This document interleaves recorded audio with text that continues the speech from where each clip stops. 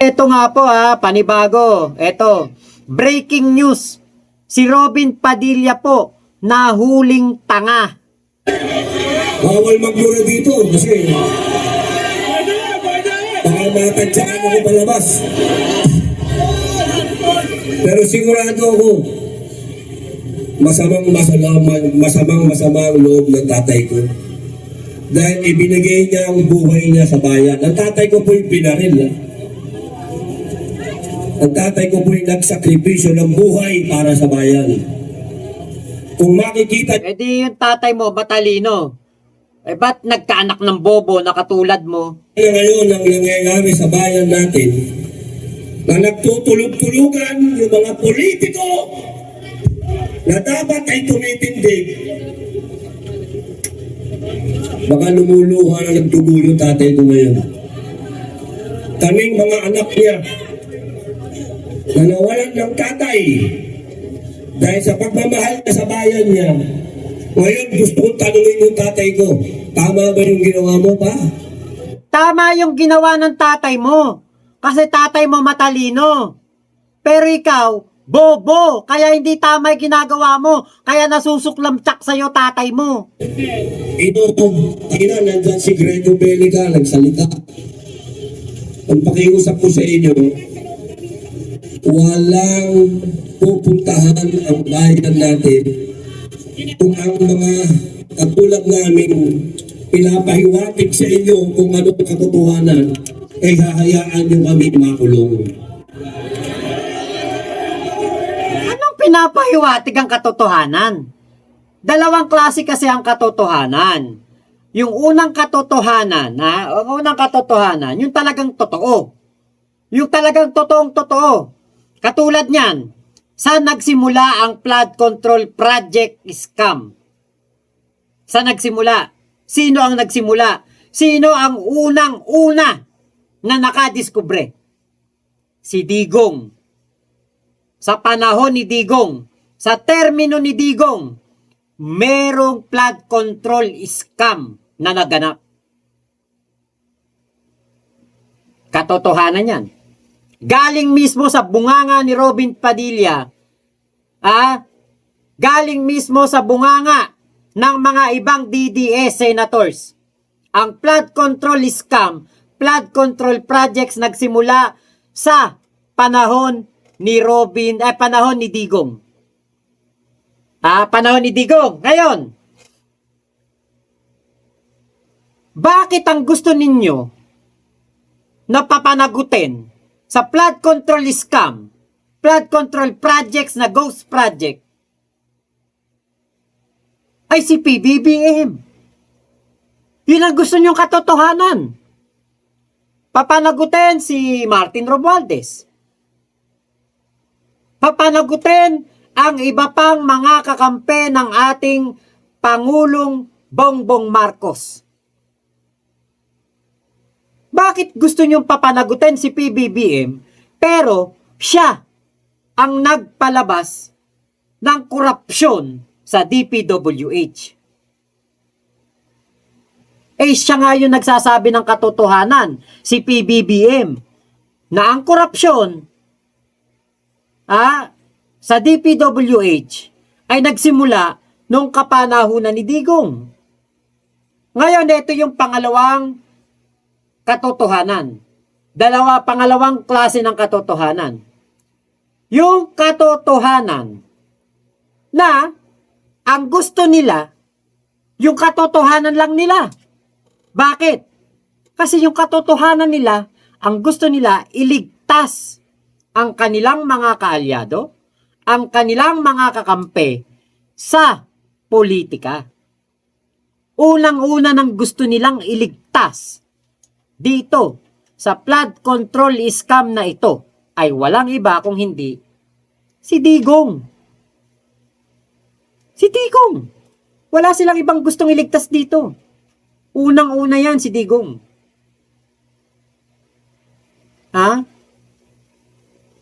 Si Digong ang nakadiskubre ng flood control scam, mga ghost projects. Pero bakit walang ginawa si Digong?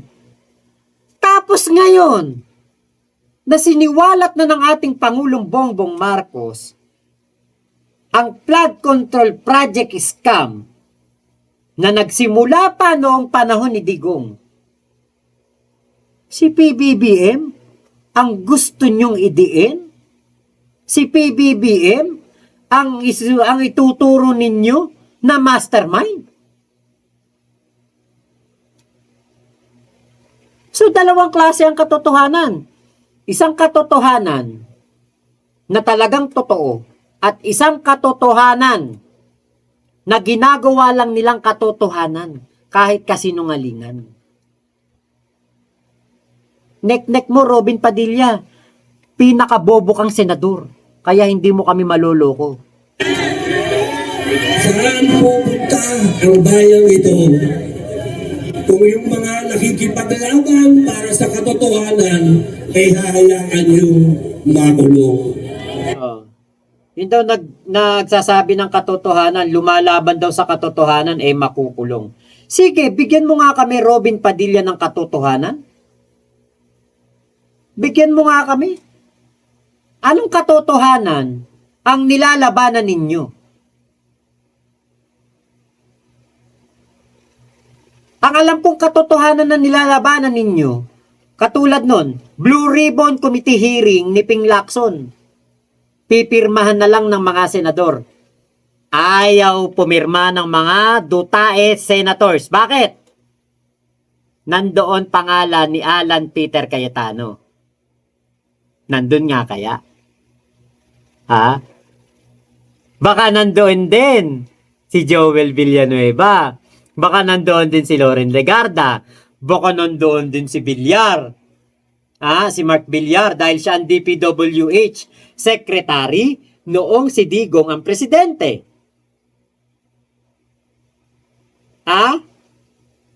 Kaya ba ayaw nilang pirmahan yung Blue Ribbon Committee hearing report ni Ping Lacson? Dahil yun yung katotohanan na kanilang pinipigilan? Baka nga naman makasuhan si Aiming Babalu na sangkot sa flood control.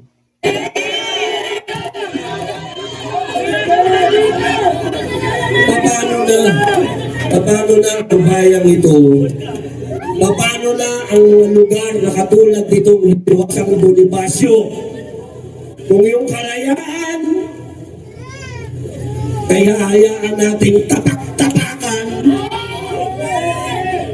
at ibasura na lang para lang sa kanilang mga pansariling interes.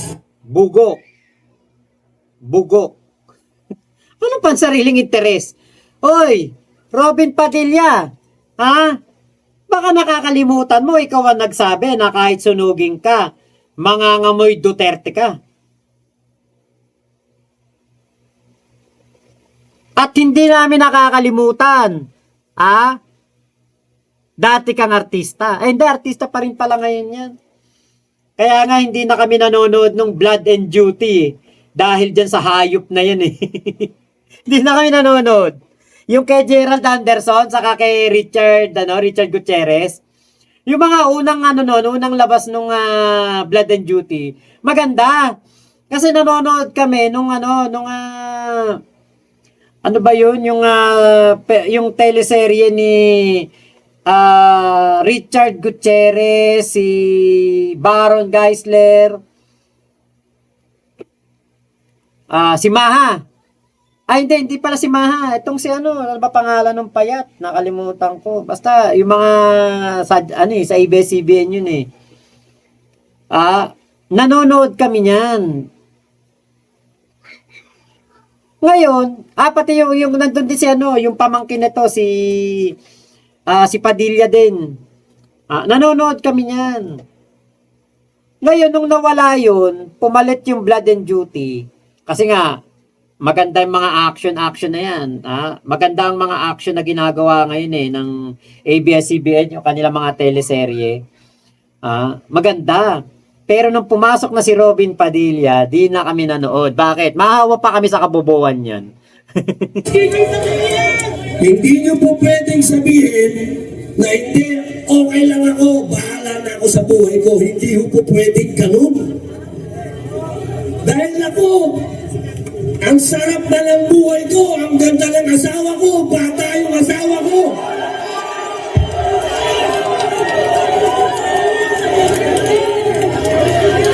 Pwede naman ako mag-artista, ang daming leading lady.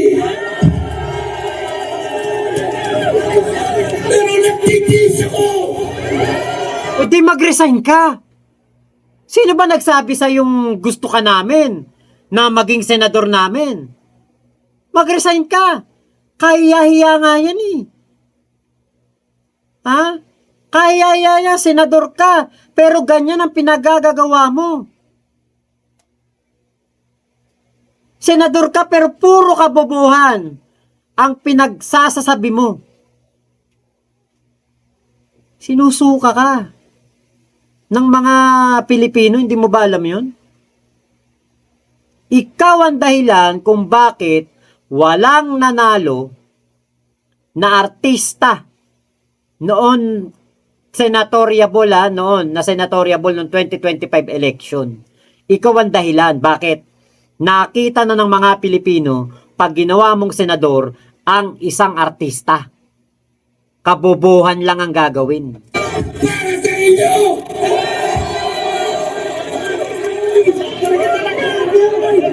Sana mga kababayan ko, huwag tayong maging makasarili. Makasarili ka. Robin, makasarili ka. Kami hindi kami makasarili. Ikaw ang makasarili. Diba nga sabi mo nga, kahit sunugin ka, mangangamoy Duterte ka. So hindi ka senador ng taong bayan. Senador ka lang ni Digong, bugok. Tingnan natin kung ano ang ginagawa ng Iglesia ni Cristo. Isa sa tabi niya yung religion kasi. We are one. Tangina mo, sasabihin mo, isang tabi ang religion. Eh, gamit na gamit mo nga pagiging Muslim. Lahat ng Muslim, dinadamay mo sa katarantaduhan mo. Eh, yung mga matitinong Muslim nga, ayaw sa'yo. We are one. We are one, dinuguan. We are one, dinuguan.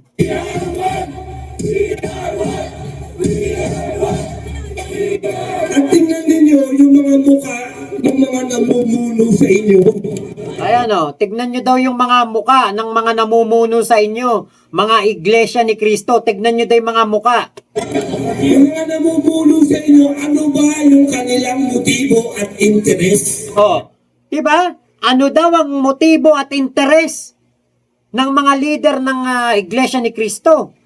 Ang pinagsasabihan niya, mga iglesia ni Cristo, ay nasa harapan ha. Kapag pansariling interes, ano yan? Masushoot na naman ako. Kita nyo? Diba? Kapag daw may pansariling interes. Mga ogag yan, katulad niya. Ang katanungan na lang ngayon, kung ako mo'y isushoot dito, o ipadadala ako sa Hague. Eh, doon na lang siguro sa dahig. Wala ka namang kwenta. Samahan mo tatay Digong mo doon. Kasi yung kaso ko, obstruction of justice, na ang warrant of arrest galing sa ICC eh. Dayuhan eh. Wala naman akong obstruction of justice dito. Foreigner pare ang kaso ko. Oh. Tama lang yun. Samahan mo si Digong. Aba, eh, katulad niyan. O, si Bato de la Rosa, pinatakas mo sa halip na may kasama ng Pilipino si Digong doon. Pero mo, magpapasko, bagong taon na naman, walang kasama si Digong doon na Pilipino. Isang malaking karangalan na rin. At least, di ba? Nandito tayo sa liwasang Bonifacio, gumanap akong Bonifacio, at ang kalaban ko, dayuhan! Bobo, artista ka lang. Hindi ka talaga si Robin Padilla, tanga. Hindi ka talaga pala si Andres Bonifacio, tanga. Ay, nako talaga. Ibang klase talaga. Basta Robin Padilla. Punong-puno ng aksyon ng kanyang mga sinasabi. Pero ang utak, walang laman. Tapos na po yung INC rally. Tapos na. Tinapos na po. Kasi nga, wala naman silang napapalay. Yung mga leader ng iglesia, nasa air condition room ng mga mansion nila. Yung mga mahihirap na iglesia, yun ang pinapambala sa rally. Pero syempre, hindi yan iisipin ng mga mahihirap na iglesia. Kasi nga, kung hindi naman nila gagawin yan, hindi sila magiging welcome sa iglesia. Kaya nga po ito, kung titignan ninyo, etong si Alpotera at si LRY po, gumagastos ng napakalaking halaga para lamang suportahan si Digong. Hanggang dahig. Sinusuportahan nila yan, yung mga hakbang ng maisog. Doon po sa dahig, sa harapan ng ICC, yung tinatawag nilang Duterte Street doon. Si Alpotera at si LRY po ang gumagastos doon. Ganyan po sila. Ganyan po sila kagalante pagdating kay Digong. Pero, pagdating po dito, sa mga katulad ni Aling Joyce, na eto po 27 years nagtatrabaho sa Balyacar Transit. Tinanggal. PWD po siya ngayon at dialysis patient. Tinanggal po sa trabaho. Nagtatrabaho ng maayos, loyal sa trabaho, 27 years. Wala pong nakuhang benefits to. Pinahirapan po. Ito po hindi pa naman magre-retiro pero pinag-resign o pinorse resign, tinanggal dahil lamang po sa naipit sa awayan ng mga Yanson. Yung pong grupo ni Small Boy, si LRY, grupo niya po yung Y2. Kakampi yung kanyang nanay na si Olivia. Ngayon, itong grupo naman po ng Y4, sila po yung mga ginawa ng kaso. Karnaping. Imagine niyo yan bus nila yon. Kumpanya ng kanilang pamilya.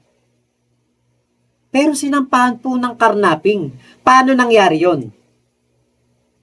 Dahil nga po, nung panahon ni Digong, ginamit po nitong si Digong ang kanyang posisyon para gipitin ang 4 na magkakapatid na Yanson na ngayon po ay hindi makauwi dito sa Pilipinas dahil nga po sa no bail ang mga kaso. Gawa-gawang kaso. Inimpluwensyahan ni Digong ang lahat ng law enforcement na makakagipit dito sa grupo ng Y4 at dito po sa 42 employees. Kaya sana mapakinggan tayo ng ating Pangulong Bongbong Marcos at ng ating First Lady at ng DSWD, Department of Labor and Employment, lahat po ng ahensya ng gobyerno na pwede pong tumulong dito sa 42 employees. Mabigyan sana ng hustisya ang kanilang pagkakatanggal sa trabaho ng hindi po makatao at hindi po makatarungan. Ito po yung mga mahihirap lamang na trabahante. Hindi po nila ikakayaman. Ang pagkakaroon po nitong mga benefits na ito na dapat nilang makuha o mga retirement pay. Hindi po nila yan hindi po nila yan ikayayaman. Ang hinahabol po dito at hinihingan po ng hustisya ay yung kanilang dignidad. Biruin mo ba naman? Wala ka namang kaso, ikukulong ka ng ilang araw dahil lamang sa utos ni Digong na request ng ina nitong Yanson siblings. Ginamit po si Digong. Nagpagamit naman si Digong. Ha? Nagpagamit. Bakit? Kasi nga po, si Digong po, malaki rin ang napapala dito sa pamilya Yanson. Dito sa pamilya ni Olivia.